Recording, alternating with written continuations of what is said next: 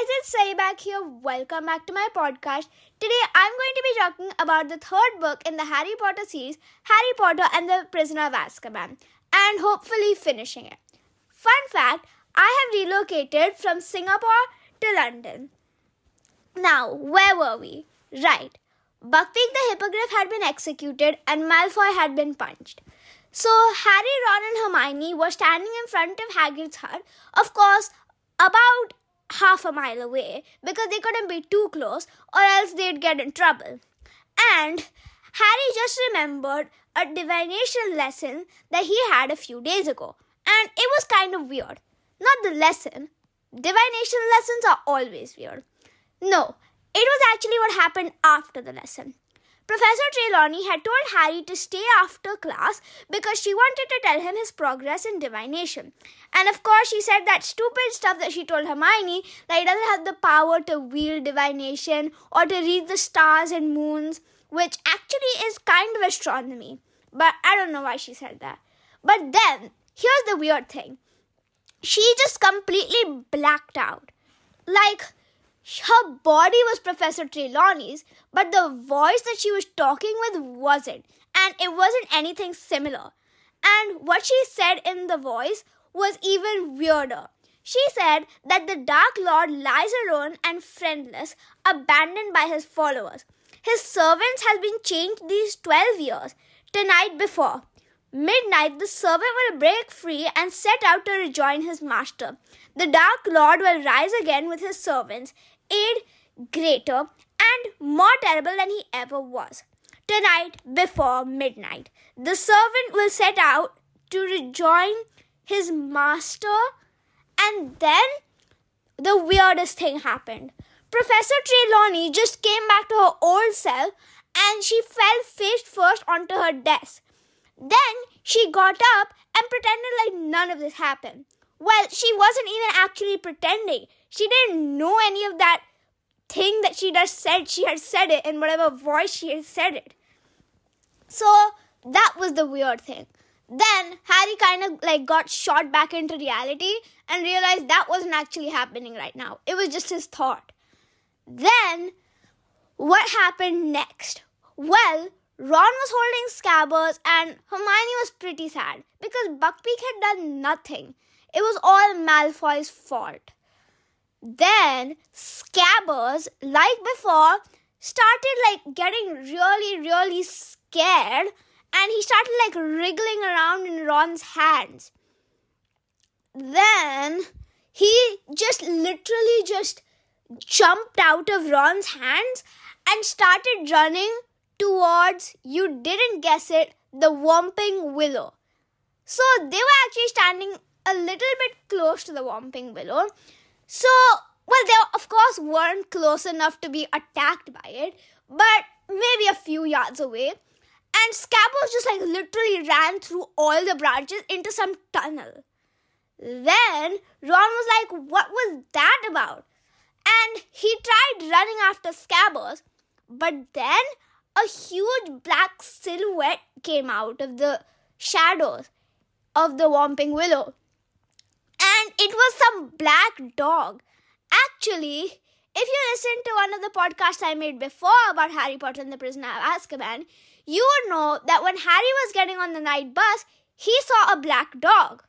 And yes, this was exactly the same black dog. Then, of course, there was the time in his Talons and Tea Leaves class, well, in the chapter, where Professor Trelawney predicted his future in tea leaves in a cup, and it said that he had the Grim, and this dog was the Grim.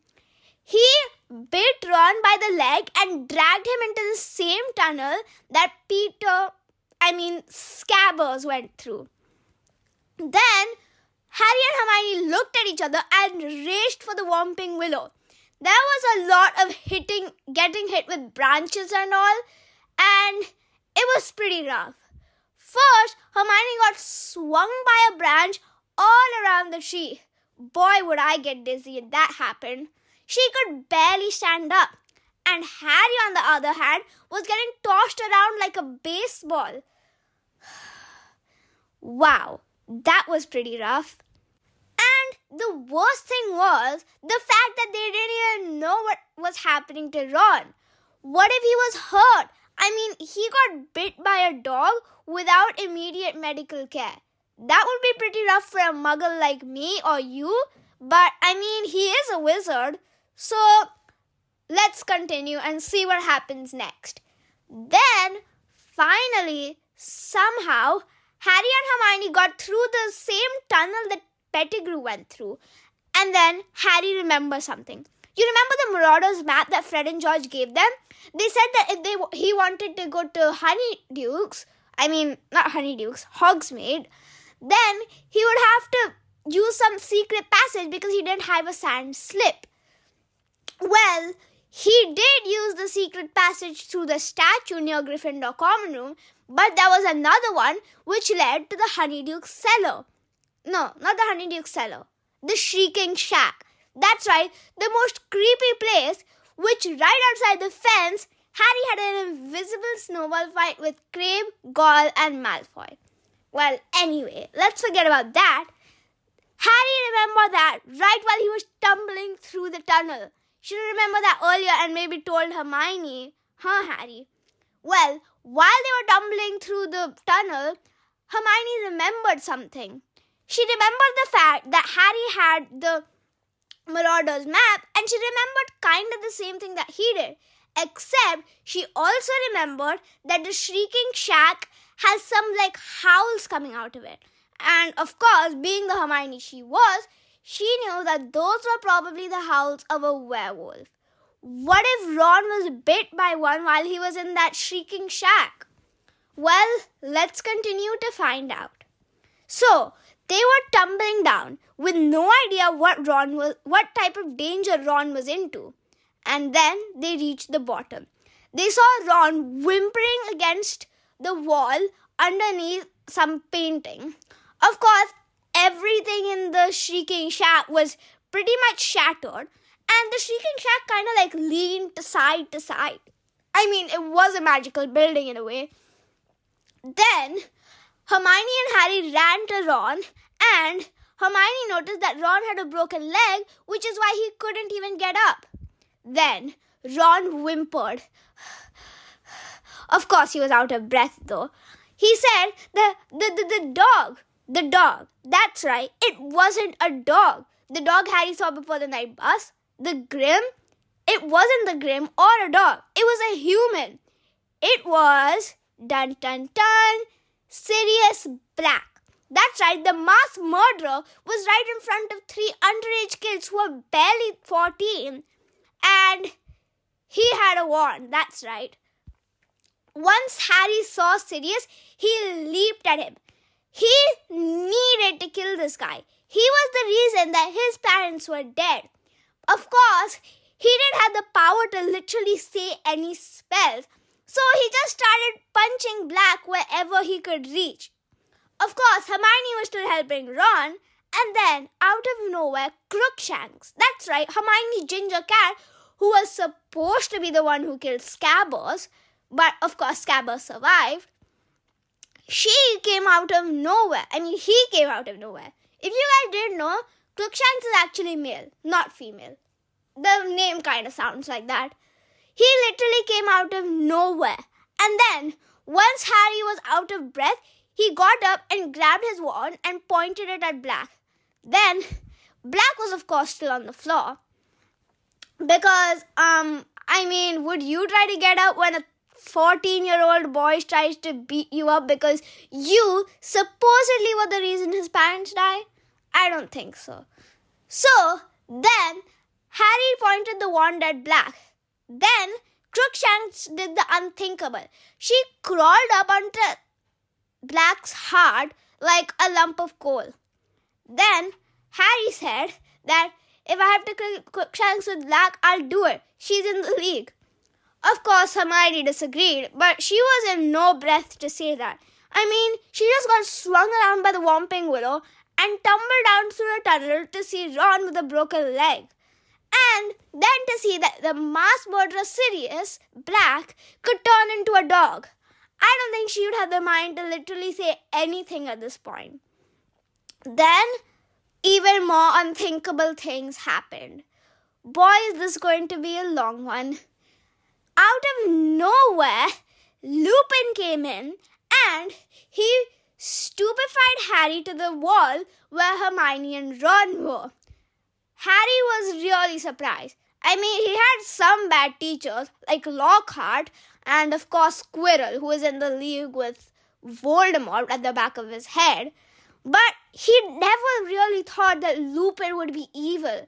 I mean, was he really helping Sirius Black? He did kind of save him, didn't he?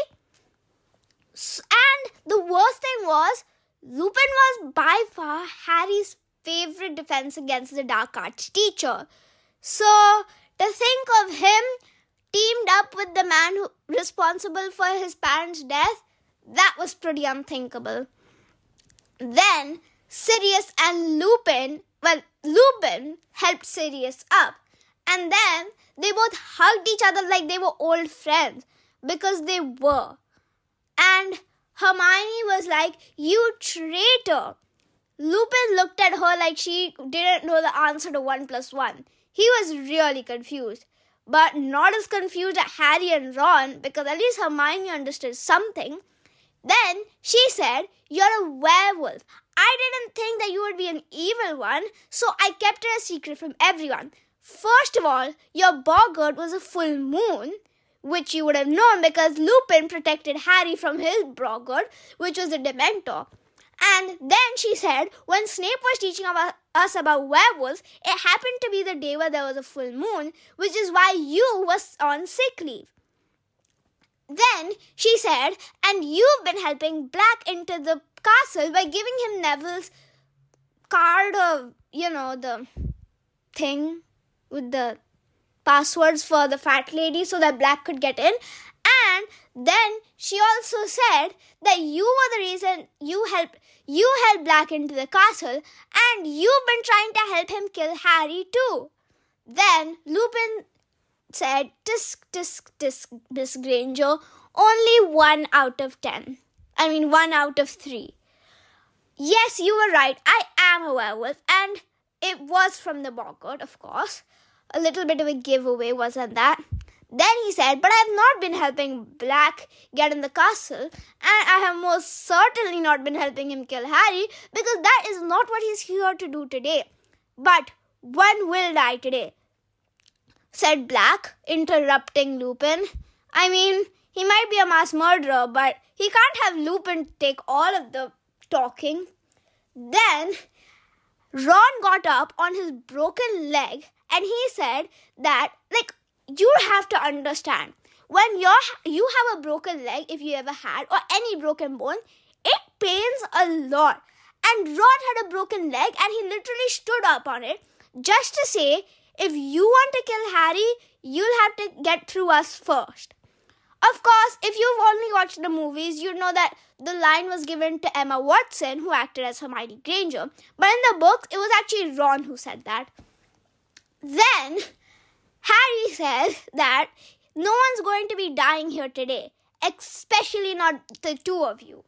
Then Sirius said, "Oh, can't we just get over with this? Look, kids, I do not want Harry or you two ginger and brown girl. I just want the stupid rat." That's right, he wanted the rat. Now, this might make sense because Scabbers was scared at the sight of him, but it didn't too, because he was a rat. Sirius Black, the mass murderer, wanted a rat. Then Lupin said, "Oh, wait, Sirius. First, we have to explain the kids. They would be frightened." And then more of the unthinkable happened. Snape came in out of nowhere and he pointed his wand at Lupin and Black. Then he said, you two will be having a one-way ticket of Azkaban. And then when he saw Hermione, Harry and Ron in the corner, he said, and you two will be having a one-way ticket at home because you're not supposed to be here and you'll be very well expelled after this. Yeah, they were in a room with a mass murderer, and the one thing that Snape could think of was them getting expelled. Seriously, He said that he already called the Dementors, and what was that supposed to be about? That's just silly, because you don't even know the whole story. Then Harry was like, wait, I want to listen to this. And he expelliarmused or disarmed both Snape and Black, and he yelled stupefied, pointing all 3 wands at Snape. Now that's a big impact. Snape crashed into some brick wall and it shattered, alright. Good thing he was okay, but that should have hurt. At least that's what Harry was intending to do, because he knew that he wasn't here for story time. He was here for answers. Why would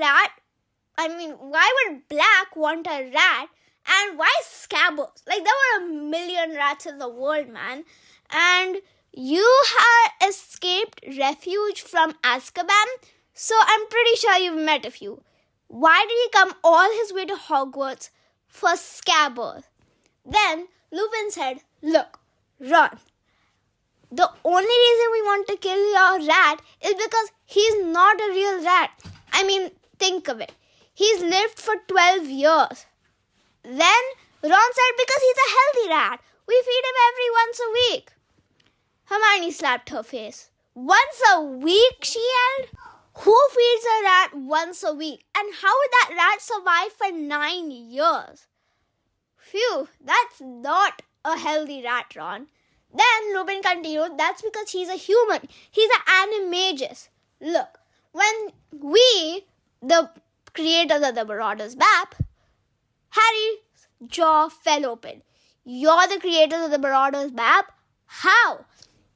Then Lupin said, Moony, Wormtail, Padfoot and Prongs. I'm Moony, he's Wormtail. When he said he's Wormtail, he pointed at Scabbers. That's right. Then Lupin continued, your father was Padfoot and he, yes, Sirius Black was Prongs. We are the creators of the Marauders map.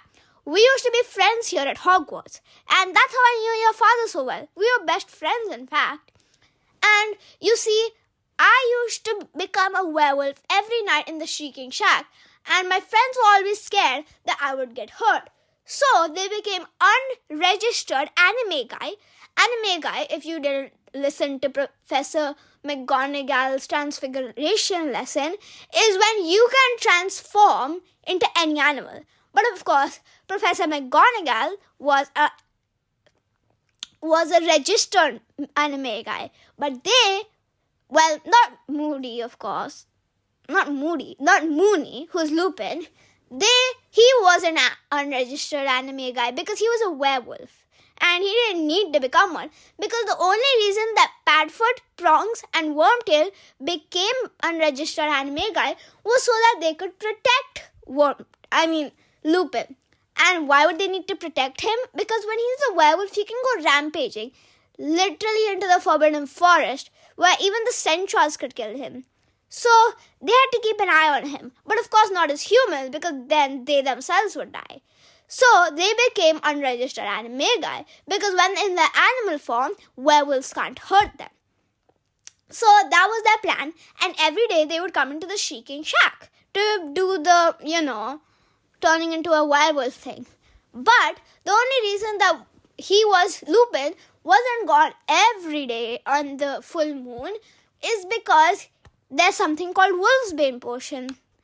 And yeah, that's actually how Snape knew that they were here.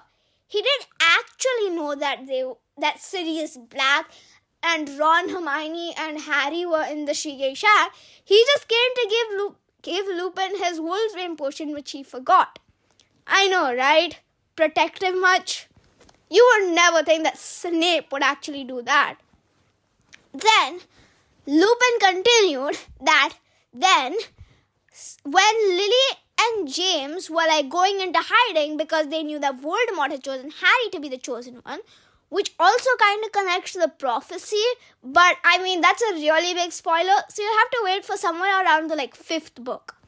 Then Lupin said that, you see, Lily and James needed to choose a secret keeper, who was me, said Sirius. And then Sirius continued, but then I thought that, it's just too early. It's just, I didn't trust my own self. So then I told this stupid scabbers here, whose name is actually Peter Pettigrew, to be the secret keeper. And then Harry's like, wait, Peter Pettigrew? I saw Peter Pettigrew around the Hogwarts halls one night. And then Lupin said, and that's when I found out that you had the Marauders map. And then when you said that Peter Pettigrew was here, I, told Sirius that he's at Hogwarts. Of course, I couldn't kill him myself because then Sirius continued the story. He said that the only reason I'm trying to kill the scabbers is because he is the reason that your parents died, Harry. You see, I took the blame, and I took the blame for even more. I took the blame for being a mass murderer. You see, Pettigrew killed 12 Muggle boys on the street, and then he became he cut off his finger and got into his rat form. Yeah. And then that's why the story says that only Peter's had only one finger. That's all that was left of his body. But of course that wasn't. All that was left of his body was a tiny little rat. And because of that, I was sent to Azkaban, said Sirius. Then he continued the story and said, ever since then, I was determined to get Peter back because he killed your parents, my best friends. At least James was, and I guess so was Lily. So, I've been on the look for him ever since. And then Ron said, but Scabbers is just any old rat. How do you know that he's Peter Pettigrew? Then Lupin said, why don't we see his finger, Ron? Does he have all of them or is he missing one? Then Sirius snatched Scabbers from Ron. Ron yelled, oi, that's my rat. And then he said, not your rat, he's our old friend. Old. Yeah, he emphasized the word old, meaning they were not friends anymore. Then he threw Pettigrew, the rat, into a sewer and he transformed in it. He became this really ugly rat man. He was living as a rat for like 12 years now. So I would not expect him to be so handsome. Then he came out of the sewer in full human form, which he was actually pretty short. He was even shorter than Ron. But Ron is pretty tall. But he's also just 13. Then he looked at Remus and Sirius and he said, Remus, Sirius, my old friends, you wouldn't want to kill me after all that fun we used to have, you know? Yeah, no one's gonna buy that Pettigrew. And then Ron was so surprised and also so in pain because of his broken leg. And he was like, that's Scabbers? What? Yeah, so it was pretty surprising for everyone. And then a lot of other stuff happened. There was a lot of fighting between Sirius and Pettigrew, of course, because, the thing that happened with Harry's parents and the secret keeper. Then Pettigrew said that the only reason I rattled off Harry's parents is because he was going to kill me. And by he meant you-know-who, or who cares, let's just say his name. Voldemort was going to kill Pettigrew if he didn't tell him where Lily and Sirius were. Then Sirius yelled, then you should have died. If I was that secret keeper, that's at least what I would have done. You put all the blame on me, and because of you, my own godson doesn't even know the story of his own parents dying. And then Harry's like, what? Because he does not have a godfather. Or does he? Now, there was a lot of fighting and, Sirius and Lupin ended up winning with both of their wands pointed at Pettigrew. Then, Pettigrew started crawling over to Harry and he's like, Harry. He took Harry's hand and he's like, you wouldn't want your teacher and your godfather to kill me, would you? I was your father's best friend back in the old days. And then Sirius is like, get your hands off Harry. Hermione and Ron were obviously in shock. After all, Ron's rat had literally turned into a human, and a lot of other crazy stuff had happened, which I've already mentioned, but it was about to get even crazier.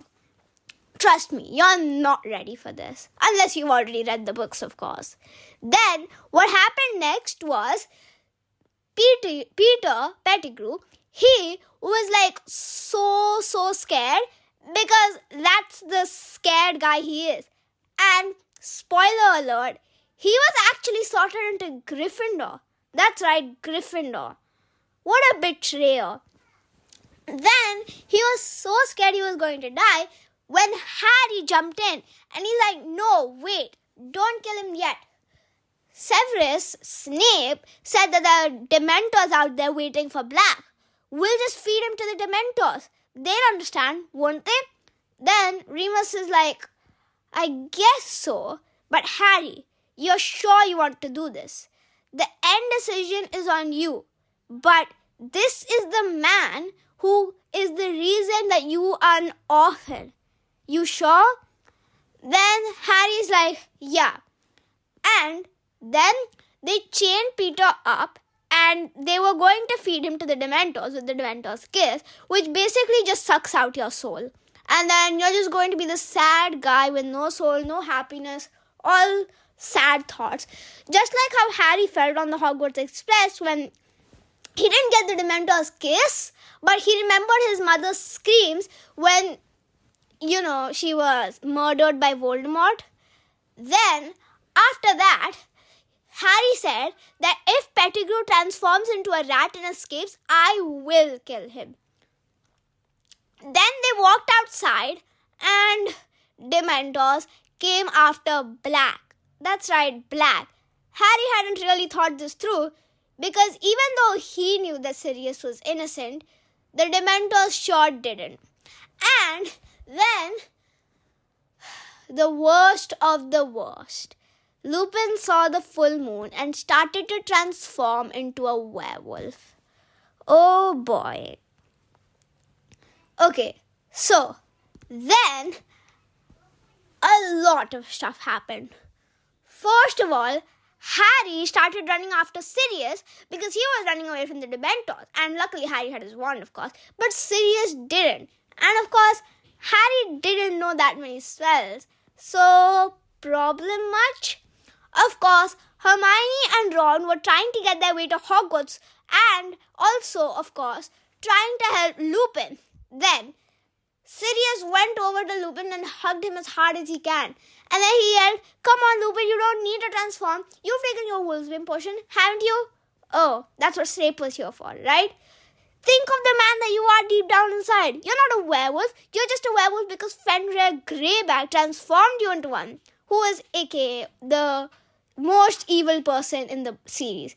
But that's a topic that we'll talk about later on. Now, back to the story. Of course, a pep talk, even the best pep talk from a football coach, wasn't going to stop Lupin from transforming. And that's what he did. Hermione and Ron tried to run away, but that was kind of hard seeing that Ron had a broken leg. Meanwhile, let's talk about what was happening with Sirius and Harry. Sirius was partially getting his soul sucked out. That's right, and this is the problem. Like Lupin's class, Harry only had one Dementor to deal with. But now, he had about 20. Yeah, there were a lot of Dementors looking for Black. So, he tried to cast his Patronus, but he was just too out of breath and he had no happy memories because he was just reminded that he was an orphan and he just met the man who is the reason why he is one. So, he couldn't really focus that much, could he? Then, out of nowhere, a stag came. That's right, a stag. And if you didn't listen, you would know that Harry's father was an anime guy. And I didn't tell you this, but his animagus, what do you call it? Yeah, that's what you call it. His form when he's an animal is a stag. So Harry literally thought that he saw his dad, and his dad, the stag, chased away the Dementors like a Patronus. What? Now, if you have the same book that I'm talking about, Harry Potter and the Prisoner of Azkaban, with the one where Harry is fighting the stag, you would be really confused right now. But trust me, in this podcast, you're going to get to know it all and understand that picture. Okay, so what happened next? Harry's father had chased away the Dementors, but of course Sirius was just completely sick. And then a bunch of ministry people came out of nowhere, and then they're like, wait, that's Black. We've got him. And then they captured him in the tallest tower, which aka is also a place where death is going to happen later on in the series, in the astronomy tower. And then there he was just there until they got called more Dementors, because the other Dementors were chased away by the stag, aka Harry's father. And this is impossible because we both know that Harry's father is dead.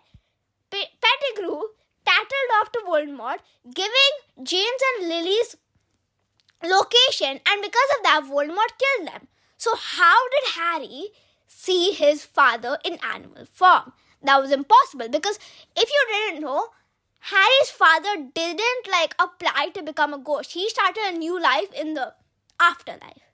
So yeah, that was pretty surprising. How did Harry meet his father? And could he talk to him about something? Well, of course not. But let's see what actually happened. So now, where are we? What's the situation? Basically, Lupin is now in normal form and devastated because while all this was going on, Pettigrew turned into a rat and escaped. Oh my god.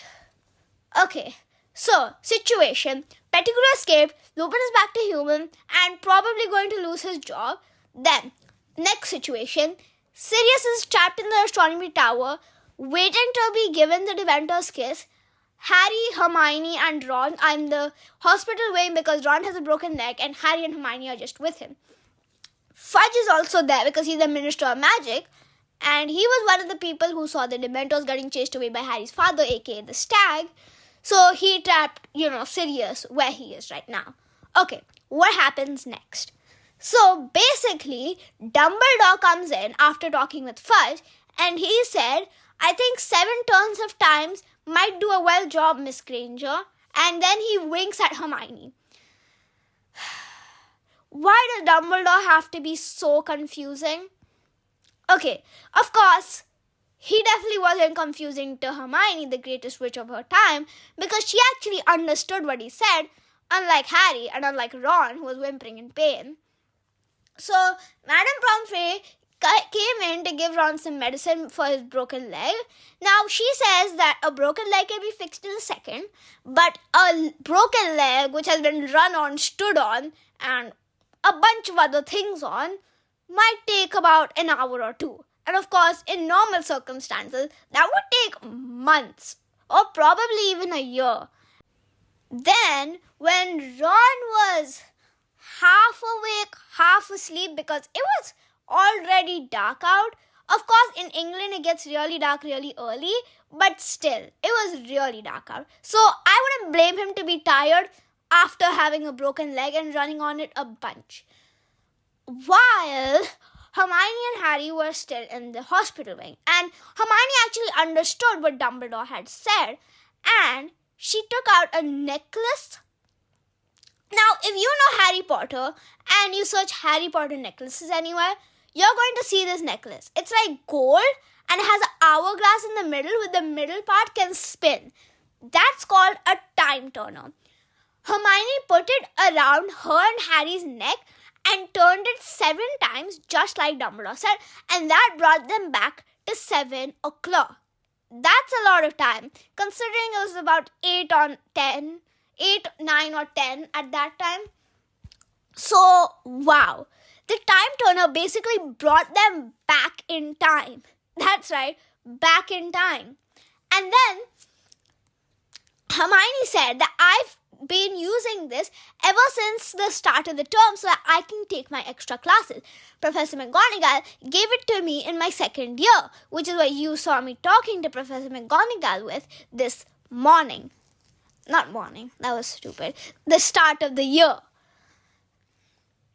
So then Hermione said that we have to let everything happen, but there are 2 lives you have to save today. That's what Dumbledore said that they were going to do. 7 turns of time would save 2 lives. Now, what was the second one again? You might already know it, but if you don't, remember I said, how can Buckbeak be revived? That's right, with a time turner, she totally can. And, of course, so can Sirius Black. Of course, by the time at 9 or 10, Sirius wasn't dead, but he was going to be. So yeah, they had to save both of them. And at this time, Sirius was still in the top thing. She said that first they have to save Buckbeak. And of course, at this time, Lupin was still a werewolf. So they got into the Forbidden Forest through wherever they were, and they saw Buckbeak about to get executed. And then Hermione did the unthinkable. She asked the question, is that really what my hair looks like from the back? Bro, you're going to be saving a life and you're thinking about your hair? Then she does something which is pretty cool. First, what she does is, the executioner, of course, is inside talking with Hagrid. And if you didn't realize, Harry, Ron, and Hermione are also inside the shed, and the executioner is just walking up to them. And then, just to warn Harry, Ron, and Hermione that the people are coming close, she throws a brick through the wall. And last podcast, I told you guys that while Harry, Ron, and Hermione were inside the hut, a brick got thrown through the wall, which brought them to their attention, and then they got told that, oh no, the people are coming close, so we have to get into the invisibility cloak and scram. Yeah, so that was actually Hermione in the past/future. This stuff is really confusing. Then, while the executioners were inside, Hermione went outside with the belt that Hagrid has with a bunch of fish on it. And then she let Buckbeak go. She untied the rope. And then she gave him some fish, leading him through the Forbidden Forest. Wow. Then she noticed that Lupin was probably very close to killing her, Ron, and no one else. Oh, and Snape, of course, because Snape actually regained consciousness at that time. So then she throws a rock into the forest, which causes Lupin to run after the rock. And then Harry is obviously in awe. He isn't saying anything until this time. And then he's like, but isn't that going to make Lupin run towards us? Of course, Harry, you can't expect Hermione to always know what to do, can you? Well, can you? Because she knew what to do this time as well. She got onto Buckbeak and then she flew with Harry. Yeah, she saved a hippogriff and then put him into labor flying on him. Well, it was for a good cause, because if you remember, Dumbledore said that 2 lives were going to be saved, and they'd only saved about 4, because first of all, they saved Snape, they saved they saved Hermione and Ron, and then Hermione remembered something. They couldn't go and save Sirius yet. First, they had to go and solve the biggest mystery of this book, Harry's dad. While they were on Buckbeak, Harry told everything to Hermione, and they landed right next to where past/future Harry was and past/future Black was. And the Dementors were trying to suck their soul and stuff. Then Hermione told Harry to cast his Patronus. And of course now Harry wasn't so out of breath, and he was kind of getting used to the time turner stuff. Then he yelled, Expecto Patronum, and his full full-sized Patronus came up. Like, his full-sized Patronus never came up. And now you know the cover of the book. Harry wasn't fighting a stag, he was making one. That was his Patronus. Now, of course, he didn't know his actual Patronus because when he practiced with Lupin, it was just like a blue light, not an actual stag. This was like the actual size of a stag. Like, it would be as tall as Harry's dad when he was he was in his animal form. Now it all started making sense. Buckbeak was saved and Sirius was going to be saved too. Firstly, from his soul being sucked by not James but Harry. Then, after all of that happened and Harry saved himself and Black, they got back on Buckbeak and flew all the way to the astronomy tower where Black was being held captive. Then Hermione yelled Bombarda and broke the cage open. And wow, was this exciting. She let Black free and Black gave Harry a piece of... No, he didn't do that yet. That comes later, sorry.